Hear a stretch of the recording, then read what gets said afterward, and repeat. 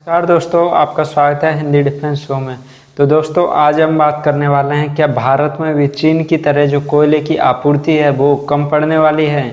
जी हाँ दोस्तों, एक रिपोर्ट बताती है कि भारत में भी आने वाले कुछ हफ्तों में जो बिजली प्रोडक्शन है वो कम होने वाला है। उसका कारण है कि जो कोयले की आपूर्ति है वो बहुत ही कम मात्रा में हो रही है। एक रिपोर्ट तो ये भी बता रही है कि 29 सितंबर को मतलब है ना 16 खदानों में 135 में से कोयला ख़त्म हो गया था और जो बाकी खदानें बची है उसमें से 80% खदानों में 3 या 4 दिन का कोयला ही अभी उपलब्ध है। हालांकि थोड़ा बहुत सप्लाई होती रहती है, इसलिए कह सकते हैं कि एक सप्ताह तक मतलब चला लेगी खदानें। लेकिन उसके बाद जैसे जैसे सर्दी आएगी ना, तो सर्दी आएगी तो कोयले का प्रोडक्शन कम है, तो इसीलिए जो बिजली के दाम हैं वो ज़्यादा बढ़ेंगे, तो बिजली की आपूर्ति भी बहुत कम हो जाएगी। ये तो हमने पहले से ही जान रखा था कि चीन में भी बिजली की आपूर्ति बहुत कम हो गई है और उसका कारण है कि चीन में मतलब है ना ऐसा बताया जा रहा है कि एक तो कोयले की शॉर्टेज चल रही है और दूसरी तरफ उनका वो सेफ्टी चेक भी चल रहा है। हालांकि क्या है एग्जैक्ट न्यूज़ ये तो किसी को नहीं पता, क्योंकि चीन जो है हमेशा गुमराह करता रहता है अपनी इज्जत बचाने के लिए। तो वहाँ पे तो वैसे ही ब्लैकआउट चला हुआ है और उनकी इकोनॉमी एक तरह से मतलब लो लेवल पे चल रही है।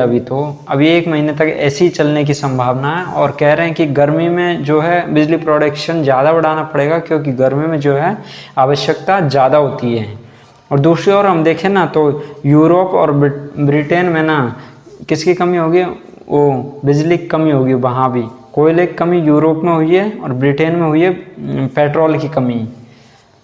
तो यूरोप में ऐसा हाल है कि कोयले और बिजली की कमी से कई देशों में बिजली के दाम 3 गुना तक बढ़ गए हैं।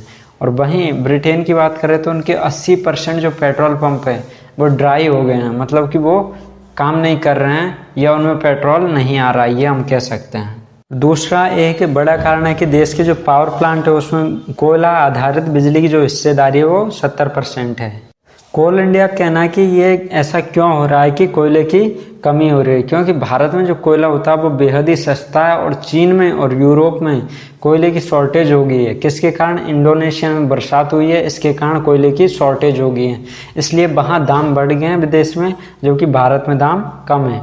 इसलिए डिमांड और सप्लाई में आया अंतर भी एक वजह है जिसके कारण हम कह सकते हैं कि कोयले की प्राइस लगातार बढ़ रही है और भारत की कंपनियां इसे खरीदने से बच रही है, क्योंकि ऐसा करेंगे तो यहाँ पे जो बिजली है उसके दाम बढ़ाने पड़ेंगे, जो कि सरकार ने भी बढ़ाए नहीं है, तो कंपनी अपना घाटा मोल नहीं लेगी। और दूसरी तरफ है भारत में पेट्रोलियम की कीमतें भी बढ़ रही हैं।